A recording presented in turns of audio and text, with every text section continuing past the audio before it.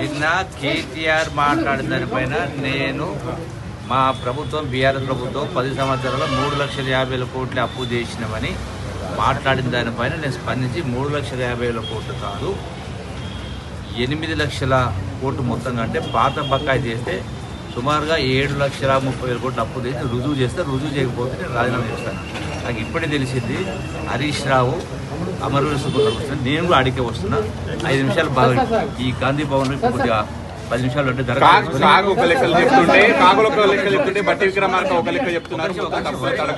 చర్చ ఎందుకు వినండి. హరీష్ రావు ఇప్పుడు అమరవీర సుబ్రహ్మణ్యం వస్తుంది తెలిసింది 10 నిమిషాల్లో. నేను గాంధీ భవన్ లో 10 నిమిషాలు దరఖాస్తు తీసుకొని నేను కూడా అడుగుతా. హరీష్ రావు, కేటీఆర్, కేసీఆర్ అందరూ అడిగిరాని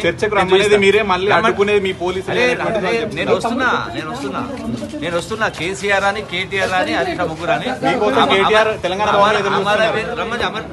వాళ్ళ బావోదేరో బామోదేరో ఎందుకు ఆల్రెడీ హరీష్ రావు బయలుదేరిందంట అమరవీర సుబ్రహ్మణ్యం. ఆ కేటీఆర్ బామర్దిని కూడా అడిగి రమ్మని చెప్పండి.